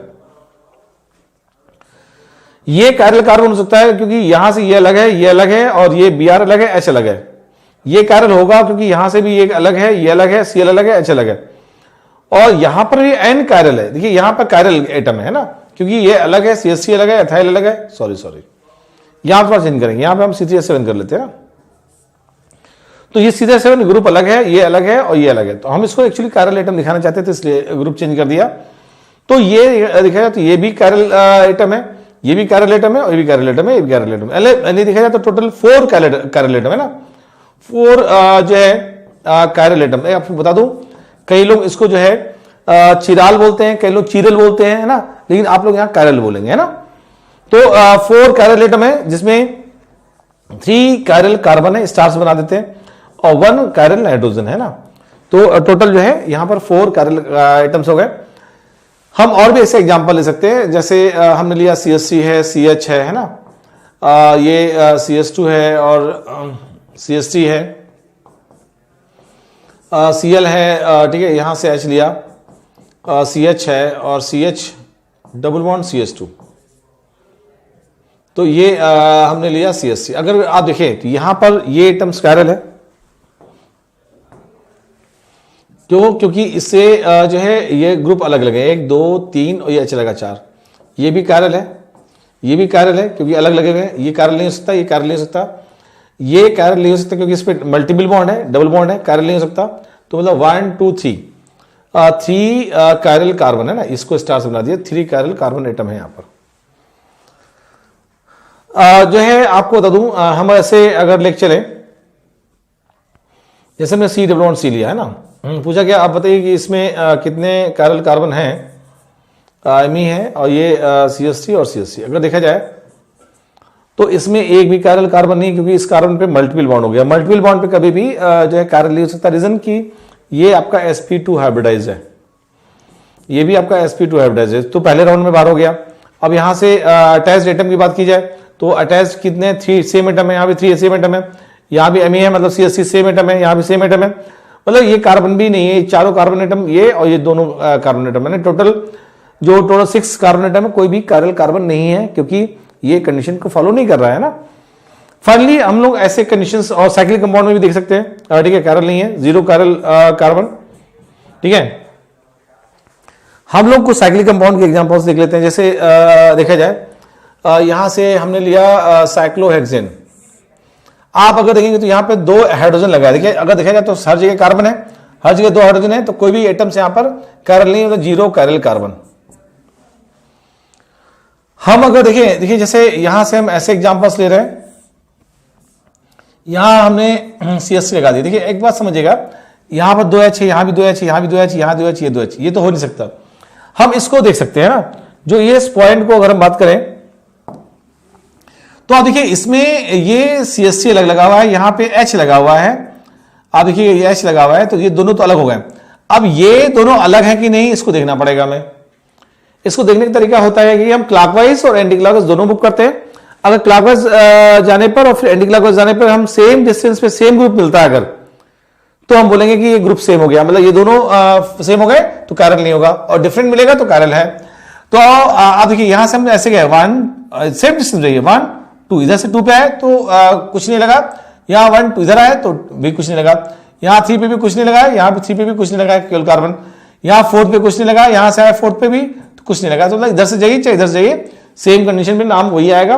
तो फाइनली ये दोनों ग्रुप सेम हो गए, इसका मतलब इसमें भी 0 कायरल कार्बन हो गया। देखिए होता क्या है, जैसे हम लोग अगर बात करें, जैसे हम लोग ले रहे हैं, देखिए जैसे हमने लिया यहां से लगाया जैसे CH3 और यहां लगा दिया CH3। एक बात तो कंफर्म यहां हमें देखना ही नहीं है ना, यहां देखना नहीं, यहां देखना नहीं, अब हमें यहां बात करनी है। एक बात समझिएगा, ये तो यहां H लगा हुआ है तो ये दोनों अलग है, कंफर्म है, ये देखना है। तो देखिए यहां से ये 1 2 पे कुछ नहीं लगा है, 1 2 पर क्या लगा है, मिथाइल, इसका मतलब इधर से अलग मिल रहा है, इधर से अलग मिल रहा है, मतलब ये दोनों ग्रुप डिफरेंट हो गए, मतलब कायरल कार्बन हो गया। वैसे यहां देखिए, यहां से अगर नंबरिंग करेंगे 1 और 2 पे मिथाइल मिल रहा है, यहां 2 पे कुछ नहीं है, तो ये भी कायरल कार्बन हो गया। क्यों? ये ग्रुप डिफरेंट हो गया। तो यहां पर 2 कायरल कार्बन है, 2 कायरल कार्बन, समझिएगा। एक्चुअली एक बेस्ट तरीका होता है कि इसको आप 2 पार्ट डिवाइड करके देख लीजिए। अगर इसको हम इक्वल हाफ पार्ट में डिवाइड करते हैं, देखिए इसको इक्वल हाफ पार्ट में डिवाइड करते हैं और दोनों अगर पार्ट एक दूसरे के लिए मिरर इमेज है, तो हम बोलेंगे ये और ये ग्रुप दोनों साइड में सेम है। जब ये सेम होगा, ये सेम हो जाएगा, तो कायरल नहीं हो सकता। यहां हम अगर बात करें, देखिए इसको हमने इस जगह पॉइंट्स पे इक्वल हाफ में डिवाइड किया, देखिए इधर डिवाइड किया, इधर डिवाइड किया। अब देखिए ये जो पार्ट है दोनों मिरर इमेज है, नहीं है, इसलिए ये दोनों डिफरेंट हो गए, ये ग्रुप डिफरेंट हो गया तो कायरल हो गया। यहां से इसको डिवाइड करिए तो ये अगर देखा ये पार्ट एक दूसरे के लिए मिरर इमेज नहीं है, तो ये जो है डिफरेंट हो गया तो कायरल है, इसलिए 2 कार्बन कायरल है यहां पर। तो हम डिवाइड करके इक्वल पार्ट में भी देख सकते हैं या नंबरिंग करके देख सकते हैं। तो देखिए ऐसे जो है हम अगर भी और भी एग्जांपल लें, कई बार पूछा जाता है, जैसे देखिएगा गौर से, जैसे हमने लिया यहां से हम लोग ये कंपाउंड ले रहे हैं, है ना, यहां से हमने NH2 लगा दिया, यहां हमने OH लगा दिया, यहां Cl, देखिए ऐसे ले लिया हमने ना। आप इस कंपाउंड को गौर से देखिए, है ना, आप देखिए इसमें जहां पे 2 H लगे हो तो देखने ही नहीं मेरे को, है ना। यहां पर जो है 2 H लगे तो ये तो सेम हो गया, पहले कंडीशन सेम, 2 ग्रुप सेम होगा तो हो नहीं सकता। यहां हम इसको देखिए यहां बात करेंगे, इसमें अलग है, देखिए इसमें मिथाइल ये ग्रुप और ये ग्रुप देखना है तो अलग है। क्यों? इधर 1 2 पर कुछ नहीं लगा है और यहाँ 2 पर OH लगा है, इसका मतलब ये कार्बन कायरल हो गया। यहाँ ये यहाँ 2 पर जो है कुछ लगा है, यहाँ पे 2 पर NH2 लगा है, तो इन दोनों ग्रुप भी डिफरेंट हो गया, मतलब कायरल कार्बन हो गया ये। अब ये इस जगह ये भी कार्बन कायरल है, क्योंकि अगर देखा जाए तो इस साइड से जाएगी कुछ नंबरिंग अलग मिलेगी, इधर जाएंगे तो कुछ और नंबरिंग मिल रही है, इधर जा रहे तो कुछ और नंबरिंग मिलेगी, तो भी कायरल कार्बन है। सेम ये भी कायरल कार्बन है, क्योंकि आप देखेंगे 1 आगे जाएंगे तो यहाँ तो कुछ नहीं मिल रहा, यहाँ पर सिमेट्रिकल नहीं है ना। इस जगह ये तो ये देखिए 2 पर 3 पर आइए तो यहाँ पे जो है आगे बढ़िए तो ग्रुप्स डिफरेंट है, यहाँ ये तो ग्रुप डिफरेंट मिल रहा है NH2 टाइप का ना, ये भी कार्बन कायरल है। तो ऐसे में यहाँ पे हम बात करेंगे तो यहाँ मल्टीपल बॉन्ड है तो कायरल हो नहीं सकता, ये मल्टीपल बॉन्ड है तो कायरल हो नहीं सकता, यहाँ 2 H लगे हैं तो कायरल हो नहीं सकता, ये कार्बन भी कायरल है। क्यों? ये अलग है, ये अलग है। कैसे पता अलग है? क्योंकि यहाँ से आप बढ़िए 1 2 3 पर डबल बॉन्ड है, यहाँ ये 1 2 3 पे कुछ भी नहीं है, डबल बॉन्ड नहीं मतलब, ठीक है। तो ऐसे में ये सिमेट्रिकल नहीं माना जाएगा, अनसिमेट्रिकल अलग अलग ग्रुप है, तो ये कार्बन कायरल हो गया है ना। तो अगर देखें तो 1 2 3 4 और ये जो है 5 एंड ये 6 है ना, तो 6 जो कार्बन है यहाँ पर कायरल है, और दूसरा आइटम तो कायरल यहाँ रखा ही नहीं मैंने, N पे 2 H लगे हैं तो हो नहीं सकता है ना। तो कुल मिला के अगर आप देखें तो साइक्लिक कंपाउंड में भी आप कायरल बता सकते हैं कि कितने कायरल कार्बन हैं। ये बहुत पूछा जाता है, बहुत एलिमेंट्री क्वेश्चन है, लेकिन एडवांस में भी पूछा जाता है, डीजे टाइप में क्वेश्चन पूछ दिया गया था। और इसके अलावा और अदर नीट में भी अगर देखा जाए तो इसे पूछ दिए जाते हैं, है बहुत एलिमेंट्री लेकिन पूछ दिया जाता है। अगर आपको मालूम है चारों डिफरेंट ग्रुप लगे हुए हैं और sp3 हाइब्रिडाइज है तो वो एटम कायरल होगा। अब वो एटम्स कार्बन हो सकता है, नाइट्रोजन हो सकता है, या सल्फर हो सकता है, या अदर एटम हो सकता है। तो फाइनली हम जैसे बात करें, समझिए जैसे इन्होंने यहाँ क्वेश्चन बोला है calculate the total number of chiral carbon atom की बात करेंगे, वैसे दूसरा एटम है भी नहीं। तो गौर से देखिए ये कार्बन कायरल नहीं हो सकता क्योंकि डबल बॉन्ड है, ये कार्बन कायरल है। क्यों? क्योंकि यहां से चारों ग्रुप डिफरेंट लगे हुए हैं। ये एटम्स कायरल है, ये एटम्स कायरल है, देखिएगा क्योंकि यहां से अगर देखा जाए तो ग्रुप अलग अलग है, ये एटम्स कायरल है, डिफरेंट ग्रुप लगे हैं, ये एटम्स कायरल है। यहाँ पे अगर देखें तो ये एटम भी कायरल है क्योंकि डिफरेंट ग्रुप लगे हैं। इन सब में तो हम बात ही नहीं करेंगे क्योंकि हर जगह 2 हाइड्रोजन लगे हुए हैं। तो ऐसे में अगर काउंटिंग की जाए तो आप देखिए 1 2 3 4 5 6 1 2 3 4 5 6 है ना, 6 कार्बन जो है यहां पर कायरल है। ये कार्बन कायरल नहीं हो सकता, रीजन की मल्टीपल बॉन्ड है। ये कार्बन नहीं कायरल हो सकता क्योंकि यहां पर 3 H लगे हुए हैं। ये कार्बन कायरल नहीं हो सकता क्योंकि यहां पर 3 H लगे हुए हैं। तो कुल मिला के फाइनली हम अगर देखें तो एटम्स कायरल तब होगा जब से डिफरेंट ग्रुप लगे। देखिए जैसे हम लोग बात करें ना, अगर आप यहाँ की इसको आप देख रहे हैं, अगर इस कार्बन से ये चारों ग्रुप्स डिफरेंट लगे हुए हैं तो ये एटम्स कायरल है, ठीक है। और मॉलिक्यूल भी कायरल है, चायरलिटी देखते हैं किसी तरह की सिमेट्रिसिटी नहीं होगी। और अगर इसमें आपने सेम ग्रुप लगा दिया, देखिए जैसे सेम ग्रुप लगा दिया, ठीक है, यहां से जो है इसको मिटा रहे हैं और ये हमने सेम ग्रुप लगा दिया। अगर सेम ग्रुप लगा दिया है आप देखिएगा और से, तो ऐसे में ये कायरल नहीं रहा, और जब कायरल नहीं है तो बात ही खत्म हो गई, ठीक है ना। तो कायरल क्या होता है? sp3 हाइब्रिडाइज है, टेट्राहेड्रल फॉर्म में कोई दिक्कत नहीं, लेकिन उससे लगे ऑल ग्रुप शुड बी क्या होना चाहिए? सेम, ठीक है। तो finally sorry all group should be different है ना। तो अगर हम देखें तो यहां पर ये दोनों ग्रुप क्या होगा? सेम हो गए ना। इसको अगर हटा के डिफरेंट ग्रुप लगा देते हैं तो ये जो है क्या होगा? कायरल जो है मॉलिक्यूल भी होगा और कायरल एटम इसमें एक काउंटिंग होगी, है ना। तो हम लोग अगर बात की जाए तो हमें इजिली फंडामेंटल क्लियर है कि कायरल कार्बन क्या होता है या कायरल एटम्स क्या होता है। sp3 हाइब्रिडाइज हो, और दूसरा क्या है? All groups attached with that atom should be different, है ना। ये दोनों इंपॉर्टेंट एंड नेसेसरी कंडीशंस है। हम एक एग्जांपल और लेते हैं। देखिए जैसे यहां से इन्होंने बोला कोलेस्ट्रॉल लिया हमने यहाँ पर, important component of membranes, principal component of gallstone, ठीक है। इसमें हमें देखना है कायरल कार्बन, है ना। तो देखिए सेम फंडा समझिएगा। अब पहले तो देखिए डबल बॉन्ड है, यहां तो देखना ही नहीं है क्योंकि यहां पर मल्टीपल बॉन्ड है तो कायरल कार्बन नहीं हो सकता है। जहां सिंगल बॉन्ड है, डिफरेंट ग्रुप है तो हो सकता है। देखिए जैसे ये कार्बन कायरल है क्योंकि यहाँ OH है, ये H अलग अलग है, और ये ग्रुप अलग होगा क्योंकि सिमेट्रिकल दिख ही नहीं रहा, यहाँ ये तो सब अलग अलग है ना। ये कार्बन कायरल है, ठीक है, ये कार्बन कायरल है क्योंकि डिफरेंट ग्रुप लगे। इधर आइए 1, इधर आइए तो ये अलग 2 पे कुछ मिला हमको, यहाँ पे 2 पे कुछ और मिल रहा है ना। तो यही पहले स्टेप से मालूम हो गया। अगर यहां भी सेम होता तो हम आगे बढ़ते हैं, अगर यहां भी सेम होता तो आगे बढ़ते हैं, तो ऐसे दिखते जाते हैं। सिमेट्रिकल अगर मिल गया तो जो है सेम ग्रुप माना जाएगा ना। आप देखिए ये जो है कैरल है, यहां पर ये एटम भी कैरल है, यहां पर ये एटम भी कैरल है, यहां पर ये एटम कैरल है, इसमें आइए यहां पर ये एटम भी कैरल है। क्यों? क्योंकि यहां पर CH3 लगा है, ये अलग है, ये अलग है, या H है वो अलग है। और ये एटम कैरल नहीं हो सकता, क्यों? क्योंकि यहां मिथाइल और मिथाइल क्या सेम है। तो आप देखिए इस कंपाउंड में जो है यहां तो सब जगह CH2 लगा है, तो CH2 जो लगा है, यानी दो हाइड्रोजन सेम है, तो कैरल हो ही नहीं सकता। तो आप समझिएगा कैरल एटम की अगर हम बात की जाए तो जो है यहां पर कैरल कार्बन एटम ही है, तो कैरल कार्बन एटम की बात की जाए तो 1 2 3 4 5 6 7 और ये 8। तो इसमें अगर देखें तो 8 जो है कैरल चिराल कार्बन, नहीं कैरल कार्बन एटम है ना। 8 चिराल बिल्कुल नहीं बोलेंगे, या चीरल नहीं बोलेंगे, ठीक है, क्या बोलेंगे? कैरल है ना। वैसे बोलना चाहे बोल दीजिए, कोई दिक्कत नहीं है। तो फाइनली 8 कैरल कार्बन, जो कि हमेशा पूछा जाता है, नॉर्मल है, काउंटिंग करनी है, कुछ भी नहीं, कोई ट्विस्टिंग नहीं है। 2 कंडीशन है, उसके अलावा कुछ भी पंगा नहीं इसमें। हम लोग जो है एग्जांपल लेंगे यहां पर दूसरा है ना, कॉर्टिसोन लेंगे, ठीक है, एंटी जो है इन्फ्लेमेटरी हार्मोन से ये। इसमें भी अगर कार्बन की बात की जाए, कैरल, ये कार्बन एटम कैरल है, ये कार्बन एटम कैरल है, ये कार्बन एटम कैरल है। क्यों? क्योंकि चारों ग्रुप्स डिफरेंट लगे हुए हैं। आपको देखना है तो ऐसे बढ़ के देख लीजिए, आगे बढ़िए तो आपको इधर इधर दोनों साइड में बढ़िए, चाहे इधर देखिए तो सेम ग्रुप नहीं मिल रहा, तो डिफरेंट हो गया ये कैरल है ना। देखिए यहां से अगर देखें तो ये कैरल है, ये कैरल है ना। तो फाइनली जो है, और हर जगह देखिए हम नहीं देख रहे क्योंकि CH2 लगा हुआ, CH2 लगा है, ये मल्टीपल बॉन्ड है, कैरल नहीं हो सकता। यहां मल्टीपल बॉन्ड है, कैरल नहीं हो सकता। यहां 3 सेम में कैरल नहीं हो सकता, यहां कैरल नहीं हो सकता, यहां मल्टीपल बॉन्ड है, कैरल नहीं हो सकता। तो कुल मिला के 1 2 3 4 5 6, इसमें भी 6 कैरल कार्बन हो गए ना।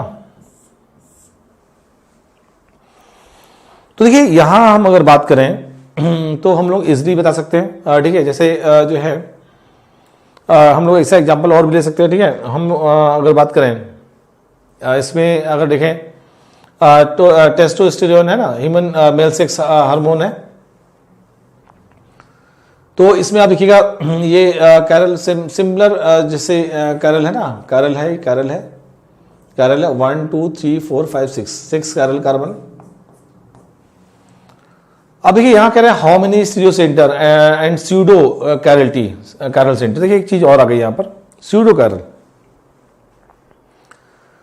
कैरल ऐसा जिसके ऊपर ग्रुप और नीचे ग्रुप सेम हो और दोनों ग्रुप में कैरल कार्बन लगाओ, तो ऐसा कैरल स्टीरियो कैरल कहा जाता है। क्योंकि अभी हम पढ़ेंगे एक कंडीशन ऐसा आती है कि ऊपर वाले ग्रुप का स्टीरियो और नीचे वाले ग्रुप का स्टीरियो सेम हो जाएगा, तो मॉलिक्यूल ऑप्टिकली इनेक्टिव हो जाता है। तो ऐसा सेंटर जहां के ऊपर और नीचे ग्रुप लगा हो और उसमें कैरल कार्बन ऑलरेडी हो, है ना, तो उसे स्यूडो कैरल बोलते हैं। जैसे हम एग्जांपल लेते हैं, CH3 है, CH, यहां पर हमने लिया NH2, गौर सीखिएगा, CH है और Cl है और CH है, बहुत ध्यान से समझिएगा, NH2 है और ये जो है CH3। इसको देखिए गौर से,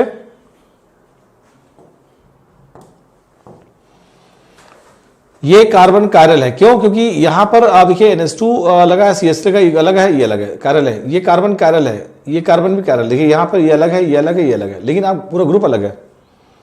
कई लोग कहते हैं ये सब कैरल कैसे हो गया, क्योंकि ये ग्रुप पूरा देखा जाए, ये और ये ऑलरेडी क्या है, ये दोनों सेम है, तो जब ग्रुप सेम हो गया तो कैरल कैसे हो गया।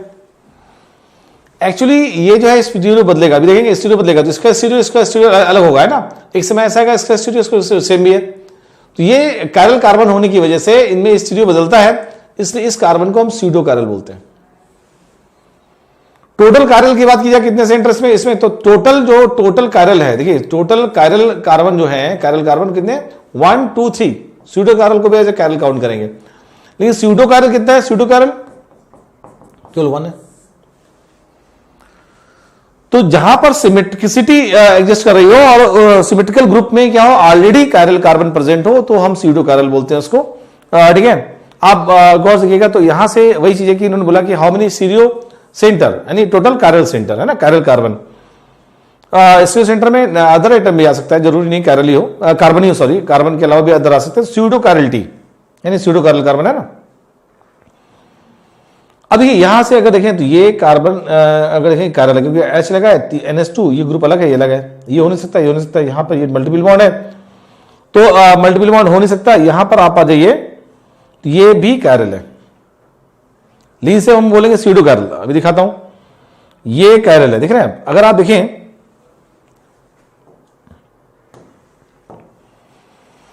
आप अगर देखें तो यहां से इसमें अलग है, इसमें अलग है। इसको गौर देखिए, सिमेट्रिकल है। अगर देखिए यहां से सिमेट्रिकल है, इधर सेम है, इधर सेम है, मतलब हम इस साइड से इधर भी जाएंगे, इधर जाएंगे तो सेम। जैसे यहां पे हम देखा था ना CH कि इधर और इधर ग्रुप सेम है, तो ये ग्रुप सेम है, लेकिन इनके पास भी क्या है, ऑलरेडी एक स्टीरियो सेंटर है।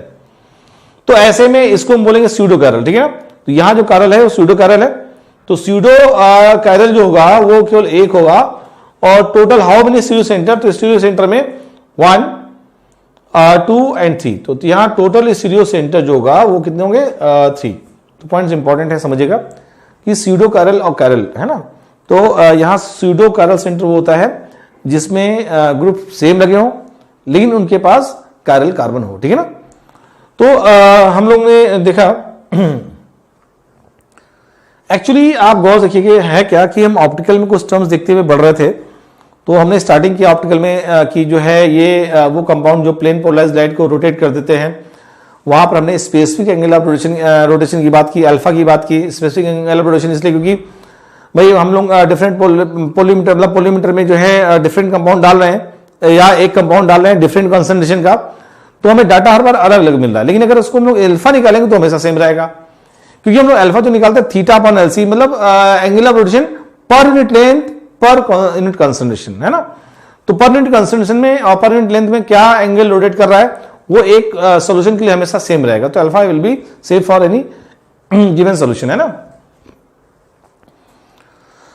यहां पर जैसे अभी हम ऑप्टिकल में पढ़ रहे थे, कुछ टर्म्स देखेंगे, कुछ व्यूज देखेंगे जिसे हम लोग यूज करते हैं ऑप्टिकल आइसोमरिज्म में। जैसे जो हम बात करेंगे वेज फॉर्मूला, है ना, वेज एंड डैश फॉर्मूला, और इसके अलावा हम बात करेंगे फिशर प्रोजेक्शन फॉर्मूला। इनका बहुत ज्यादा हम लोग यूज करने वाले हैं, इसलिए हमें आइडिया होना चाहिए कि जो है एक्चुअली वेज और डैश फॉर्मूला कैसे प्रेजेंटेशन कैसे करते हैं, रिप्रेजेंटेशन कैसे होता है। तो वेज एंड डैश प्रोजेक्शन की बात करेंगे तो प्रोजेक्शन देखिए, projection formula in optical isomerism है ना। तो इसमें जैसा हम लोग पहला हम बात करने जा रहे हैं veg dash projection formula. Actually हमें मालूम है कि जो एटम है वो sp3 हाइब्रिडाइज्ड है, उससे 4 सिग्मा बॉन्ड निकले हुए हैं और उससे चारों ग्रुप डिफरेंट लगे हो। देखिए वीवर बेसिस पे अगर देखा जाए तो दो बॉन्ड तो एक प्लेन पे आ जाएंगे, किसी 2 बॉन्ड को प्लेन पे ले लीजिए। अब 2 बॉन्ड बचे, अगर हम देखें ये 2 बॉन्ड मान लीजिए येला बॉन्ड और येला बॉन्ड, ये दोनों बॉन्ड को आपने एक प्लेन पे रख लिया, तो एक क्या ये जो बॉन्ड है प्लेन के बाहर निकल गया और एक बॉन्ड क्या प्लेन के अंदर निकल गया। तो आप देखिए इसमें होता क्या है, जो प्लेन के बाहर निकल गया उसको हम लोग वेज फॉर्म से रिप्रेजेंट करते हैं, वेज फॉर्म से रिप्रेजेंट करेंगे, और जो प्लेन के अंदर चला गया उसे हम डैश फॉर्म से रिप्रेजेंट करेंगे। तो ये वेज और डैश फॉर्मूला होता है कि 3D को कैसे 2D पे हम प्रेजेंट करें और व्यूज क्लियर हो, इसके लिए हम लोग जो है वेज और डैश फॉर्मूला यूज करते हैं। फिर समझिएगा कि अगर हम इसको देखें तो 2 बॉन्ड्स को हमने एक प्लेन पे ले लिया, देखिए इसको हमने एक प्लेन पे रख लिया, और इस प्लेन से जो इस साइड बाहर निकल गया उसे हम बोलेंगे वेज फॉर्म, और जो प्लेन के अंदर चला गया उसे बोलेंगे डैश फॉर्म, ठीक है ना। तो या फिर विवर्स के बेसिस देखिए, अगर विवर्स मान लीजिए देख रहा है, ऐसे विवर्स दिख रहा है या ऐसे विवर्स दिख रहा है ना, ऐसे दिख रहा है, तो अगर टूवर्ड से विवर्स दो ग्रुप आ रहा है, ठीक है, तो ये हम लोग प्लेन के ऊपर रखेंगे, और अवे फ्रॉम द विवर्स आ रहा है तो हम लोग जो है प्लेन के नीचे डैश फॉर्म में लिखते हैं। तो देखिए यहां से अगर देखें it is a convenient way, है ना, it is a convenient way depicting 3 dimensional structure in 2 dimensional, है। तो 3D को हम 2D में रिप्रेजेंट करते हैं। In this projection 4 bonds of a tetrahedral molecule is shown by 2 line, 2 TWO2 line है, by 2 lines in the planes। अब ये लाइन है और ये लाइन, इनको प्लेन पे दिखा दिया। 1 wedge up the plane, जो प्लेन के बाहर है उसे देखिए ये वेज फॉर्म, ये वेज फॉर्म है, और एंड 1 डैश लाइन, ये डैश देखिए, डैश डैश डैश, ये देखिए ये जो है ना, ये जो लाइन होती है ऐसे, ये डैश लाइन है ना, इसको ऐसे लिखते हैं, या इसको ऐसे भी लिख देते हैं, ठीक है, डैश ऐसे बनाया जा सकता है। देखिए तो डैश लाइन, तो या डाउन द प्लेन है ना, प्लेन के नीचे, ये प्लेन के ऊपर रिप्रेजेंट करता है। तो ये आपका वे जो डैश फॉर्मूला बोला जाता है। हम फिशर प्रोजेक्शन की बात करने जा रहे हैं। फिशर प्रोजेक्शन भी सेम 3D को 2D में प्रेजेंट करते हैं, और हम लोग क्या करते हैं, cross vertical and horizontal line cross करके रिप्रेजेंट करते हैं ना। इसमें भी आपको बता दूं कि इंपॉर्टेंट क्या है, जैसे हम अगर बात करें तो इसमें खास बात यह है कि जो है सिंपल सा अगर देखें तो द मॉलिक्यूल इज ड्रॉन, ठीक है, vertical the form cross with the chiral carbon, है ना, क्रॉस करते हैं तो क्रॉस लाइन जो है कायरल कार्बन को रिप्रेजेंट करती है। Interaction of horizontal and vertical line है ना, हॉरिजॉन्टल एंड वर्टिकल लाइन को हम ऐसे क्रॉस से रिप्रेजेंट करते हैं, ठीक है। On vertical line main chain is taken with the first carbon, है ना। देखिए वर्टिकल अगर हम लोग देखें कंपाउंड जैसे लिखा गया है तो वर्टिकल जो है लाइन है, अगर कंपाउंड ऐसे लिखा है तो जो मेन चेन बन रही है उसको हम वर्टिकल लाइन रखते हैं। आपने आईयूपीसी पढ़ा, आईयूपीसी में लॉन्गेस्ट चेन चूज करते हैं ना, तो जो लॉन्गेस्ट चेन चूज कर रहे हैं वो मेन चेन है, और मेन चेन को हम कहां रखते हैं, वर्टिकल लाइन पे रखते हैं। उससे अलग जो अटैच ग्रुप होते हैं उससे हम लोग हॉरिजॉन्टल लाइन में अटैच करते चलते हैं ना। एक तो तरीका ये हो गया, और एक तरीका जो है व्यूअर बेसिस पे हो जाता है। देखिए जो हॉरिजॉन्टल लाइन, देखिए यहां से लिखा है जो है horizontal lines represent the bonds directed towards the viewers, है ना, and the vertical lines represent away from the viewers, ठीक है। तो जो है डायरेक्टेड टुवर्ड्स व्यूअर है तो उसे हम लोग हॉरिजॉन्टल लाइन में रिप्रेजेंट करते हैं, away from the viewers vertical line में। मतलब कुल मिला के आप देखिए जैसे यहां से हमने कोई मॉलिक्यूल है तो इससे क्रॉस से रिप्रेजेंट करते हैं। देखिए ये जो है ये कायरल कार्बन को रिप्रेजेंट करता है, जो क्रॉस है ना ये कायरल कार्बन को रिप्रेजेंट करता है, ठीक है। ये कायरल है ना, कायरल कार्बन को सब रिप्रेजेंट करेगा, और ये हॉरिजॉन्टल लाइन है टुवर्ड्स द व्यूअर। अगर व्यूअर्स देख रहा है मॉलिक्यूल को, हमने दिखा है अगर व्यूअर्स देख रहा है तो हॉरिजॉन्टल, ये जो व्यूअर साइड में आ रहा है तो ये हॉरिजॉन्टल लाइन आ गया, और अवे फ्रॉम द व्यूअर्स ये दोनों लाइन हो गए तो वर्टिकल लाइन पे रख लिया हम लोगों ने। तो एक तरीका ये भी होता है कि वर्टिकल लाइन में ये वर्टिकल लाइन है और ये हॉरिजॉन्टल लाइन है, हॉरिजॉन्टल लाइन। तो एक तरीका है कि हम व्यूअर बेसिस पे कमेंट्स करें, या मॉलिक्यूल में फॉर्मूला दिया है और उस बेसिस पे बात कर सकते हैं। भी दिखाता हूं एग्जांपल्स आप लोगों को। यहां से अगर मान लीजिए जो है मॉलिक्यूल्स दिया है, सेकंड पॉइंट देखिए, जैसे बोलेगा on vertical line main chain is taken with the first carbon atom at the top, ठीक है। तो हम जो फर्स्ट कार्बन एटम होता है उसे टॉप पे रखते हैं, और उसके बाद नीचे ग्रुप्स हम या एटम्स हम अटैच करते जाते हैं। जैसे मैं दिखा रहा हूं एग्जांपल, ग्लिसरॉल्डिहाइड। ग्लिसरॉल्डिहाइड में अगर देखें तो ये मेरे पास कंपाउंड है, ग्लिसरॉल्डिहाइड का फॉर्मूला है, और इसमें 1 2 3 कार्बन एटम्स हैं, और ये जो कार्बन दिख रहा है ना आपको, ये कायरल कार्बन है, क्योंकि इससे डिफरेंट ग्रुप लगे हैं। तो हमें मालूम है कायरल कार्बन है, तो हम वर्ड क्रॉस लाइन से रिप्रेजेंट करेंगे। देखिए तो यहां से इसको क्रॉस, देखिए यहां से एक वर्टिकल लाइन और एक हॉरिजॉन्टल लाइन। हमें नंबरिंग देखिए 1 है, 2 है, 3 है। हमें मालूम है कि 1 2 3 जो 1 नंबर है ना वो टॉप पे रखा जाता है, CHO, फिर C है, तो यहां जो HOH, आप AH को ऐसे लगा सकते हैं, OH को ऐसे लगा सकते हैं, जरूरी नहीं आप इसको ऐसे भी कर सकते हैं। यहां से हम देखें तो ये आपका जो है CHO ये हो गया, आपने OH इधर लगा दिया, H इधर लगा दिया, और यहां पे हम आएंगे तो CH2OH, देखना CH2OH, ये तो कायरल है नहीं, और क्या है CH2H। तो मतलब ये दो व्यूज हैं फिशर फॉर्म में। तो फिशर फॉर्म क्या है, ये ग्लिसरॉल्डिहाइड का फिशर प्रोजेक्शन है। मतलब हम ये जो दिख रहा है ये कायरल कार्बन को रिप्रेजेंट कर रहा है, हॉरिजॉन्टल लाइन में आपने जो है, वैसे तो अगर व्यूअर बेसिस पे दिया होता है वेज फॉर्मूला में तो टुवर्ड्स द व्यूअर वाले यहां रखते हैं, away from the viewers vertical line में। लेकिन अगर केवल सिंपल सा मॉलिक्यूल दिया हुआ है तो आप क्या करते हैं कि जो वर्टिकल लाइन है, जो मेन चेन है, देखिए मेन चेन 1 2 3, इसको मैं रखना है कहां पे, वर्टिकल लाइन पे। और वर्टिकल लाइन में भी टॉप पे कौन सा रखा जाएगा, नंबर 1 वाला, तो CHO नंबर 1 पे टॉप पे रख दिया। 2 पर जो है कायरल कार्बन, तो HOH दोनों साइड रख सकते हैं, ऐसे राइट एंड लेफ्ट है, लेफ्ट राइट है ना, तो दो पॉसिबल कंडीशन बन रही है। और 3rd नंबर पे CH2H है ना। तो देखिएगा इसका कंडीशन, दो पॉसिबल कंडीशन देखा आपने, देखिएगा जो भी हमने दिखाया हमने आपको भी दिखाया है ना, कायरल कार्बन है, 2 डिफरेंट फिशर प्रोजेक्शन इससे पॉसिबल है। और पहला ये है, आप देखिए HOH कर दिया, और यहाँ HOH, ये कायरल कार्बन को रिप्रेजेंट कर रहा है, कायरल कार्बन को, है ना। ये जो है नंबर 1, 2 और 3, है ना। तो 2 नंबर कार्बन यहाँ पर कायरल कार्बन, है ना। ऐसे में और भी एग्जांपल देखते हैं फिशर कैसे ड्रा करते हैं, ठीक है। एक्चुअली ऑप्टिकल आइसोमरिज्म को इजिली स्टडी करने के लिए ये वेज डैश प्रोजेक्शन और फिशर प्रोजेक्शन दिया गया, तो उसका बेसिक फंडा समझिएगा, जो कि हम लोग मोस्टली यही देखेंगे, है ना। ये मेरे पास एलानाइन कंपाउंड है ना। आप देखिए इसमें कायरल कार्बन ये है ना, कायरल कार्बन है, और 1 नंबरिंग यहां से करेंगे 1 2 3। अगर देखा जाए तो जो है कायरल कार्बन को क्रॉस से ऐसे रिप्रेजेंट करेंगे, देखिए ऐसे, ये जो है ये क्रॉस जो है कायरल कार्बन को रिप्रेजेंट कर रहा है, और जो टॉप पे हम क्या कहेंगे नंबर 1, तो COOH, ये नंबर 1 है ना। और फिर जो है इसके 3 पर क्या जाएगा आपका CH3, यहां के HNS2, तो H यहां लगा दीजिए, NS2 यहां लगा दीजिए। आप ऐसे ही जो है हम इसको ऐसे ले सकते हैं, यहां COOH है ना, ये NS2 यहां लग गया और H यहां लग गया, और ये आपका CH3, तो मतलब NS2 इधर भी लगा सकते हैं, NS2 इधर भी लगा सकते हैं। तो एक बार इधर लगाया तो फिशर फॉर्म है, एक बार इधर लगाया तो फिशर फॉर्म है। तो कुल मिला के एलानाइन का जो है ये दोनों फिशर फॉर्म है, ठीक है, A और B। देखिए अभी हम लोग जो है देखा हम लोगों ने वेज और डैश फॉर्मूला कैसे देखते हैं। हम लोगों ने यहां पर देखा जो है एलानाइन का ऐसे हम लोग 50 जो है कंपाउंड का फॉर्मेशन कर सकते हैं ना।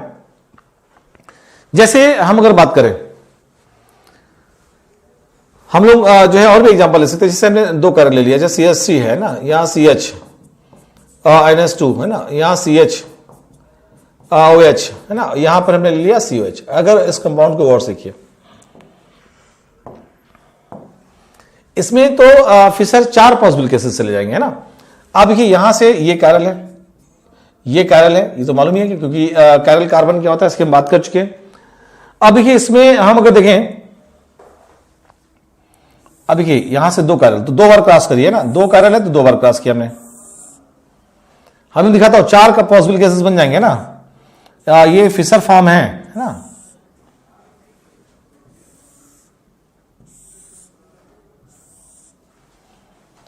यहां से जो है हम अगर देखें,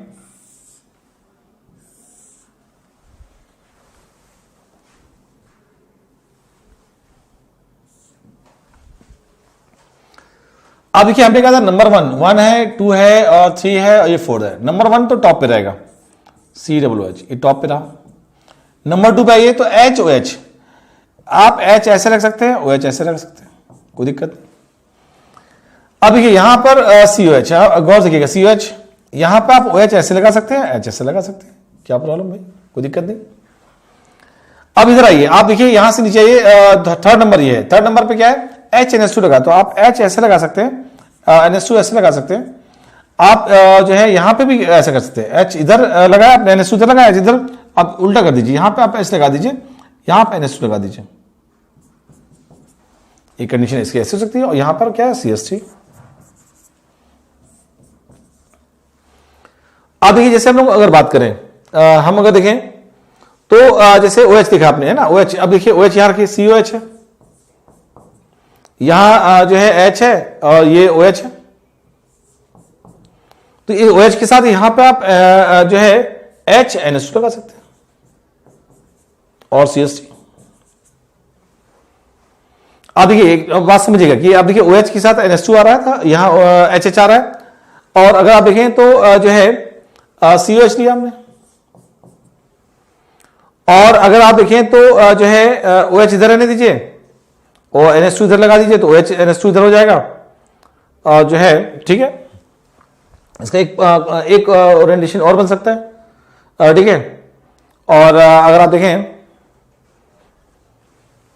यहां लगा दीजिए आप OH, यहां H, यहां NS2 और यहां पर जो है यहां H और CH3।